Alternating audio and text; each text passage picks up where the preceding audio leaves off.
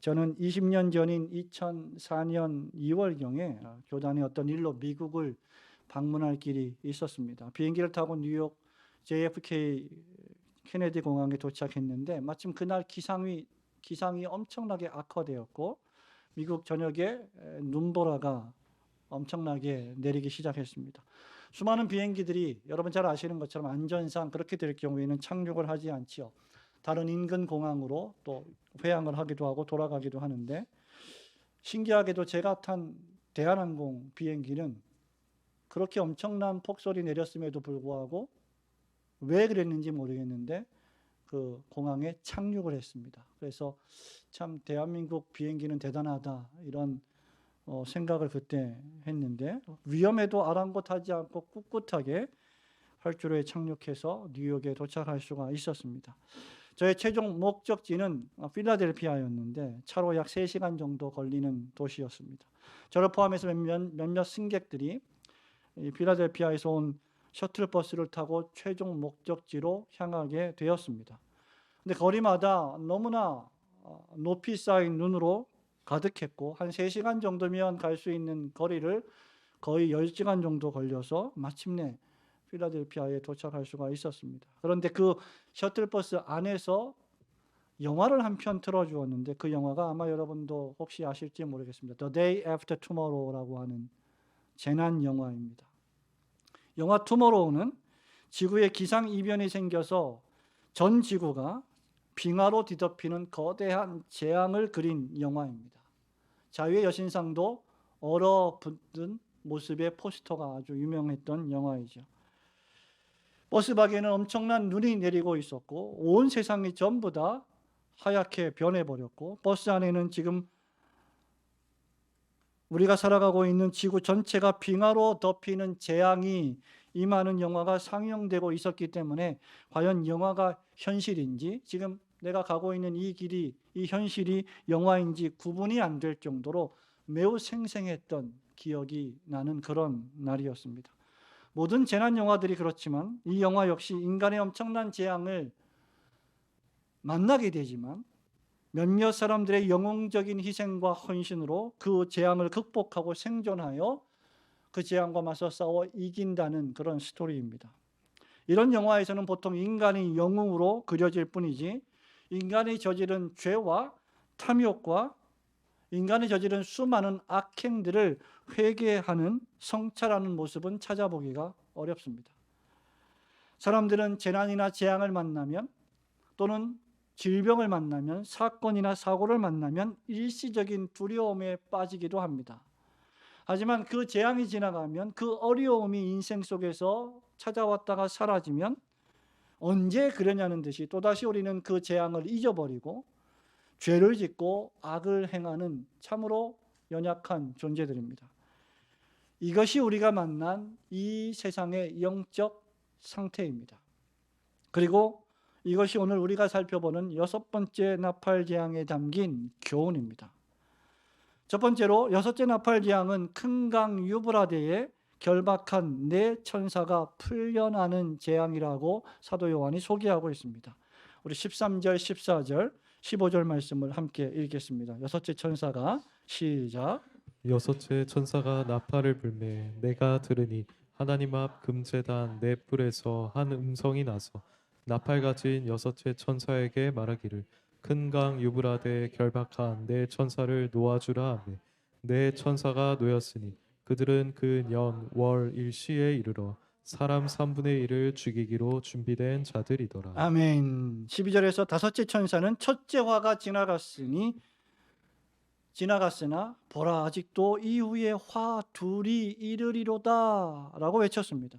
첫째 화는 지난주에 우리가 살펴본 것처럼 5달 동안 사람을 괴롭게 하는 황충, 메뚜기 떼의 재앙이었습니다. 그리고 이 메뚜기 떼의 재앙은 사람들의 마음을 여러 가지로 근심시키고 해롭게 하고 절망시키고 스스로 죽고 싶어하게 만드는 그런 혼돈의 사상이라고 말씀드렸습니다. 그런데 아직도 이 5째 재앙이 지나갔음에도 불구하고 화 둘이 남아있고, 이 화들은 5째 재앙보다 훨씬 더 강력한 재앙이 될 것이라고 말씀은 우리에게 소개하고 있습니다.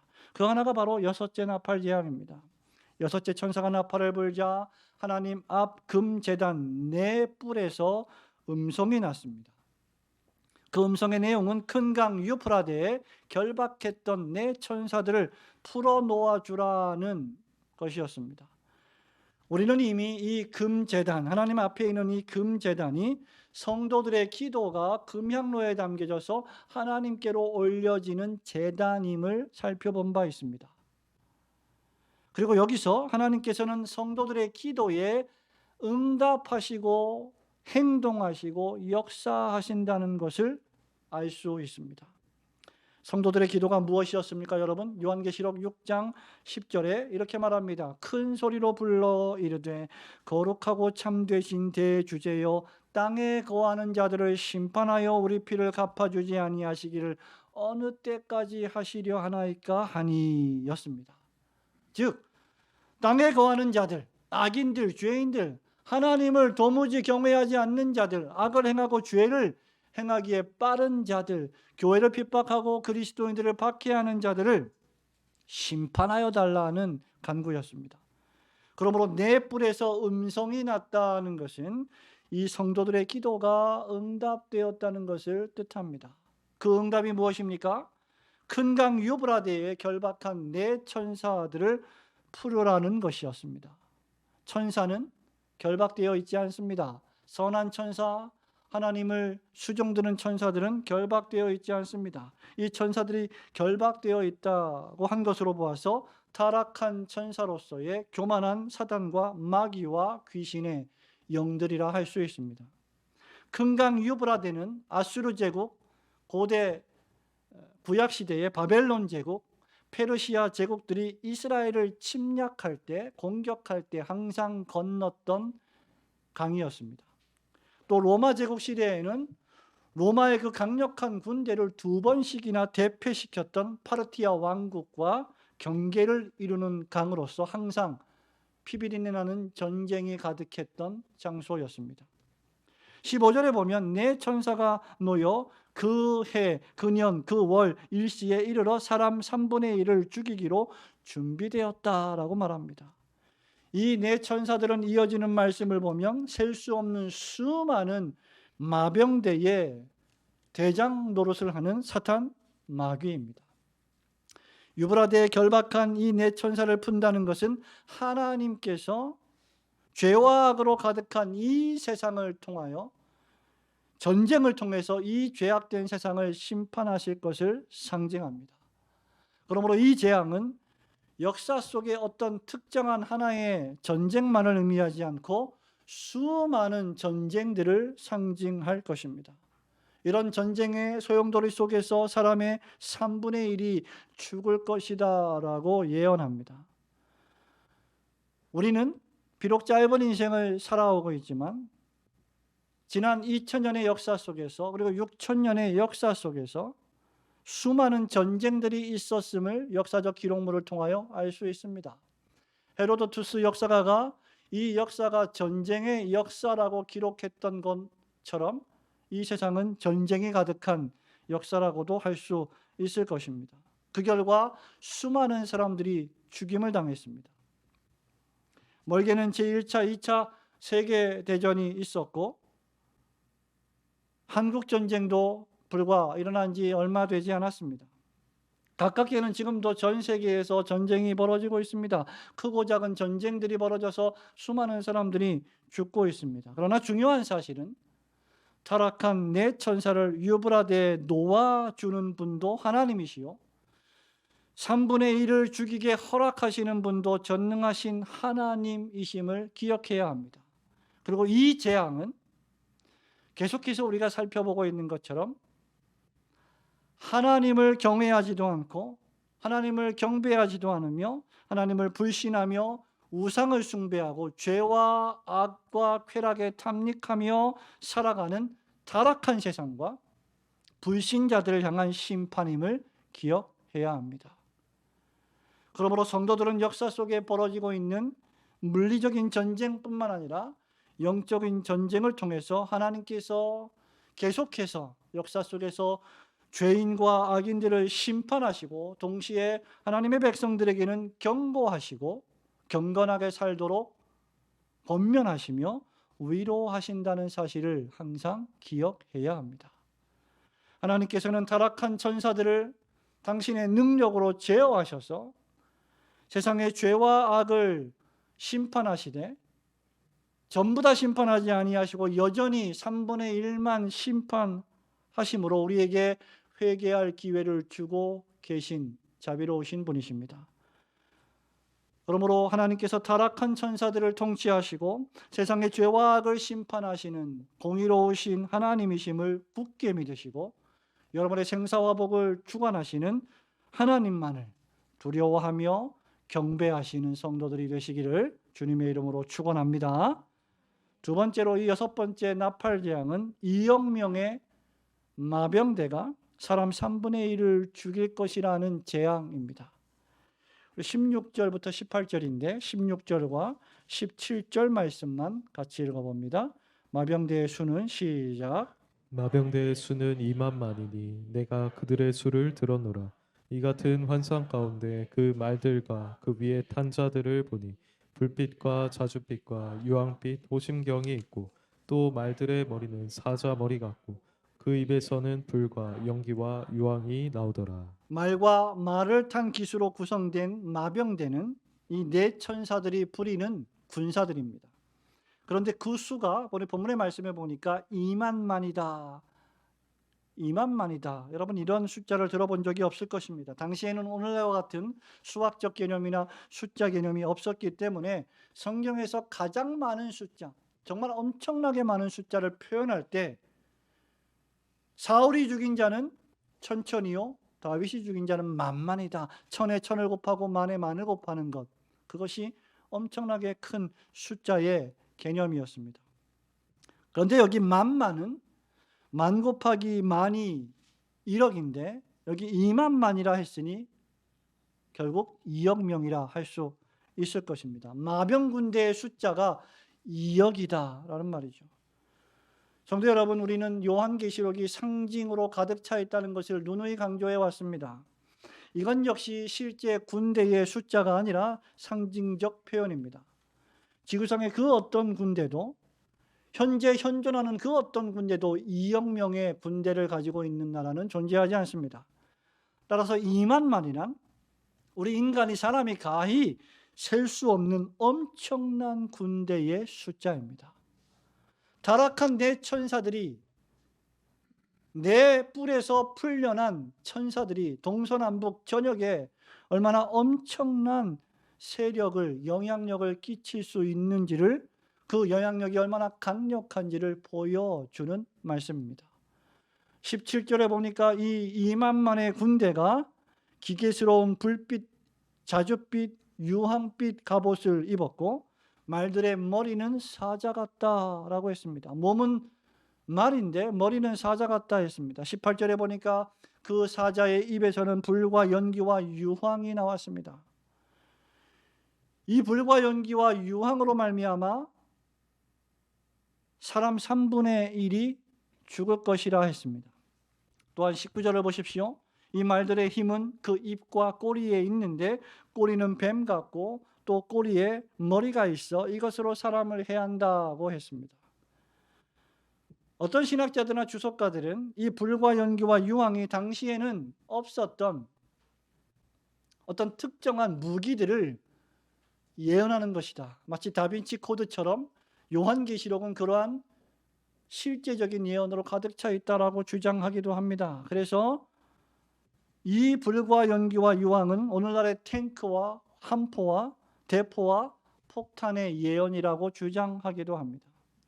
하지만 계속되는 말씀에 보면 이들의 힘이 입과 꼬리에 있고 꼬리는 뱀 같다고 한 것으로 보아서 단순히 현대의 대량 살상 무기만을 의미하는 것은 아닙니다. 뱀은 사단, 마귀와 거짓말의 상징입니다. 불과 유황과 연기는 소돔과 고모라를 하나님이 심판하실 때 하늘에서 내렸던 것이기도 합니다. 2억 명이나 되는 마병대는 강력한 숫자와 세력으로 복음을 거절하고 우상을 숭배하며 여전히 죄와 악을 행하는 하나님을 불신하고 자기 멋대로 살아가는 악인들을, 죄인들을 심판하시려는 하나님의 도구입니다. 사단 마귀는 거짓말로 사람들을 미혹합니다. 최초의 인류 아담과 하와도 거짓말에 유혹되어 하나님을 배반하고 사단 마귀의 말을 따랐습니다. 이렇게 거짓말로 미혹하여 하나님을 믿지 못하게 하고 하나님을 떠나게 함으로 자신들을 추종하는 불신자들을 도리어 이 타락한 내 천사들이 죽이는 일을 수행하는 것이 오늘 본문의 핵심입니다. 요한계시록에서 뱀은 사단 마귀를 상징하며 또한 거짓 선지자를 상징합니다. 요한계시록 16장 13절을 보면 개구리 같은 더러운 새 영이 용의 입과 짐승의 입과 거짓 선지자의 입에서 나오니 그들은 귀신의 영이라고 했습니다. 사단이 거짓 선지자를 동원하여 사람들을 거짓말로 미혹하고 점점 육체의 쾌락, 안목의 정욕, 이생의 자랑에 물들게 하며 패가 망신하게 하고 죽음에 이르게 하는 것입니다. 성도 여러분, 수많은 사이비 이단 교주들의 거짓된 예언과 거짓말로 얼마나 많은 사람들이 지난 수십 년 동안 속임을 당하고 가정들이 파괴되고 영적으로 죽음을 맞이했습니까? 수많은 이단 교주들이 여기에 속하고 축복과 번영만 약속하는 거짓 설교자들이 이에 속합니다. 그러므로 사단 마귀는 2만만이나 되는 그들이 부리는 마병대를 동원하여 때로는 사자처럼 잔인하게 폭력적으로 사람을 죽이는 한편 또 때로는 뱀 같은 꼬리로 거짓을 퍼뜨려 사람들을 미혹함으로 죽이는 것입니다. 그러므로 성도 여러분, 이 세상에 전쟁과 전쟁, 난리와 난리, 소문을 듣는다 해도 그것이 사단 마귀의 활동이며 동시에 전능하신 하나님의 심판이 시행되고 있다는 사실을 우리는 깨닫고 지나치게 두려워하기보다 기도로 하나님의 뜻이 하늘에서 이루어진 것처럼 이 땅에서도 이루어지기를 소망하는 성도들이 되시기를 주님의 이름으로 축원합니다. 마지막으로 이 6번째 납발 재앙은 죄와 악을 향한 하나님의 계속되는 무시무시한 심판에도 불구하고 여전히 회개하지 않는 악인들에게 궁극적으로 임할 파괴적인 재앙입니다. 마지막 20절과 21절 말씀을 같이 읽어보겠습니다. 이 재앙의 시작. 이 재앙에 죽지 않고 남은 사람들은 손으로 행한 일을 회개하지 아니하고 오히려 여러 귀신과 또는 보거나 듣거나 다니거나 하지 못하는 금, 은, 동과 목석의 우상에게 절하고 또 그 살인과 복술과 음행과 도둑질을 회개하지 아니하더라. 우리는 요한계시록 설교를 들을 때마다 또 요한계시록의 말씀을 여러분이 읽으실 때마다 하나님께서 명령하시는 이 모든 심판들이 모두가 다 불신 세력과 회개하지 않는 죄인과 악인들을 향한 심판이라는 사실을 명심해야 하고 동시에 그것은 하나님께서 참된 교회들과 성도들에게 궁극적으로 승리를 주시려는 선언이심을 깨달아야 합니다. 20절 말씀은 이 재앙으로 6번째 재앙으로 말미암아 3분의 1의 사람이 죽었는데 아직 죽지 않고 남아있는 사람들이 있음을 보게 됩니다. 20절에 이 재앙에 죽지 않고 남은 사람들, 이 심판을 견딘 사람들입니다. 이 심판에서 구원을 받은 사람들입니다. 이 심판 자체로부터 말이죠. 이 심판으로 멸망을 당하지 않고 목숨을 부지한 사람들입니다. 이 사람들은 6째 천사의 나팔 재앙을 눈으로 온몸으로 목격하고 경험한 자들입니다. 크고 작은 전쟁을 통해서 수많은 사람들이 죽는 것을 목격하고 잔인한 이단들의 공격을 받아 미혹된 수많은 사람들을 인생을 살아가면서 눈으로 보았습니다. 그럼에도 불구하고 이들은 아직 하나님의 심판 가운데 살아남았습니다. 그들도 그들의 손으로 행한 죄악들을 볼 때, 그들이 생각으로 행한 죄악들을 볼 때, 그들의 발로 저지른 죄악들을 볼 때 하나님의 심판 가운데 그 전쟁의 참화 속에서 무시무시한 재앙 속에서 죽어 마땅한 자들인데도 불구하고 아직 살아있는 자들입니다. 그렇다면 이들이 해야 할 가장 중요한 일은 무엇일까요? 하나님께서 이들에게 요구하시는 것이 무엇일까요? 그것은 바로 우리를 창조하시고 우리를 구원하시는 그 하나님을 믿지 않는 불신앙을 회개하고 하나님을 떠나 죄와 악으로 치달으며 살아갔던 것을 회개하며 다시 하나님께로 돌이키는 일이 아니겠습니까? 큰 사고와 사건들을 만났다가 기적적으로 구출된 사람들은 이제 이전과는 다른 삶을 살아가지 않겠습니까? 그들이 행한 죄를 회개하고 구세주 예수 그리스도를 하루라도 빨리 믿고 영접하며 예배자의 인생을 살아가야 하지 않겠습니까? 그런데 놀랍게도 그러한 모든 재앙들을 눈으로 겪었음에도 불구하고 이 사람들은 자기 손으로 행한 일을 회개하지 않는다고 했습니다. 이로 볼 때 여러분, 사람들이요 자신들의 죄를 회개하는 일은 재앙으로 되는 일이 아닙니다. 사건과 사고로 되는 일이 아닙니다. 우리 앞에 참혹한 일이 벌어진다고 해서 사람들이 회개하지 않는다는 것이죠. 사람들이 재난과 재앙을 만난다 해도 잠시 패닉에 빠지고 두려움에 빠지기도 하겠지만 근본적으로 재앙은 죄를 회개하고 하나님께로 돌아오게 하지 못합니다. 죄를 회개하고 하나님께로 돌아오게 하는 일은 오직 하나님의 성령께서 하시는 일이며 하나님의 은혜가 필요한 일입니다.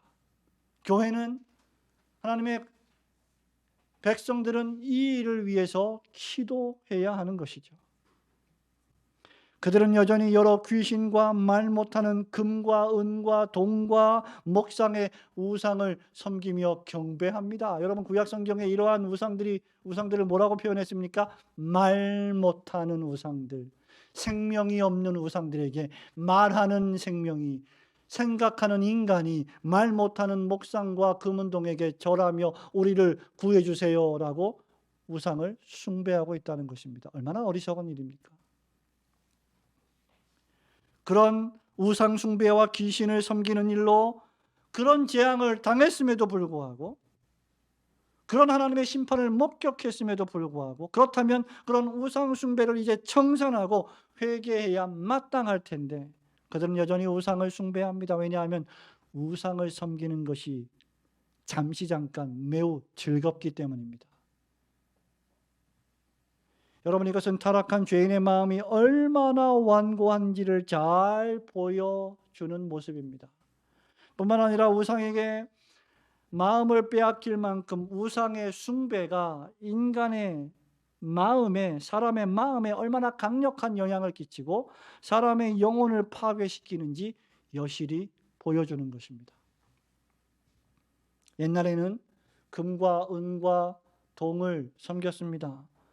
돌에게 절했습니다. 나무를 깎아 새겨서 우상을 만들어 절하며 섬겼습니다. 귀신을 숭배했습니다. 우상을 숭배했습니다. 여러분, 오늘날의 우상은 무엇입니까? 여러분들에게 우상은 없습니까? 오늘날 이 시대의 우상은 과연 무엇입니까? 사람을 조종하고 통치하는 권력입니다. 육체적 쾌락입니다. 돈입니다. 명예입니다. 때로는 자식입니다. 탐욕입니다. 그것 때문에 그렇게 고통을 당했음에도 불구하고, 그리고 그것들이 전혀 우리의 생명을 구원할 수 없는 것들임에도 불구하고 우리는 여전히 그러한 우상을 섬깁니다. 조금만 위기가 지나면, 재앙이 지나면, 사고가 지나가면 언제 그려내는 듯이 또다시 이렇게 죄와 쾌락에 탐닉합니다. 하나님께서 은혜를 베풀어 주시고 죄를 용서하시고 또다시 기회를 주심에도 불구하고 여전히 그 기회를 받은 자들이 은혜대로 살지 않고 우상을 숭배하며 살아가는 모습을 보게 됩니다. 그러다가 또 사람을 죽이고 점을 치고 음행하며 도둑질합니다. 이런 죄를 도무지 21절에 회개하지 않는다고 했습니다. 사람의 3분의 1이 심판을 받았습니다. 하지만 아직 3분의 2가 남아 있습니다. 그리고 마지막 나팔 재앙이 가져올 화도 남아 있습니다. 여러분, 이 모든 것들이 무엇을 시사하고 있습니까? 하나님의 재앙이 아직 남아 있다. 이것이 무엇을 의미합니까? 하나님께서 여전히 죄인들에게 회개할 기회를 주시는 것이고, 이 지상의 교회들에게는 그들에게 회개의 복음을, 구원의 복음을 전할 시간을 주시는 것입니다. 그럼에도 불구하고 주님을 영접하지 않는다면, 회개하지 않는다면 그들에게 마지막 화가 임할 것이며, 그때에는 더 이상 회개의 기회가 주어지지 않을 것입니다. 그러므로 하나님께서는 죄와 악을 반드시 심판하시는 분이심을 깨닫고, 죄와 악을 회개하고 그 죄 가운데서 해방시켜 주신 하나님의 구원하시는 은혜에 감사하며 살아가시는 성도들이 되시기를 주님의 이름으로 축원합니다. 사랑하는 우리 올고등교회 성도 여러분, 청년 여러분, 우리 자녀 여러분, 말씀을 맺습니다.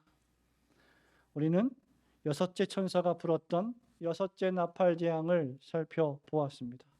이 재앙은 결박당한 타락한 네 천사가 풀려나서 2만만의 마병대를 동원하여 죄를 회개하지 않고 우상을 숭배하는 불신자들을 죽이는 하나님의 심판이라는 것을 보았습니다.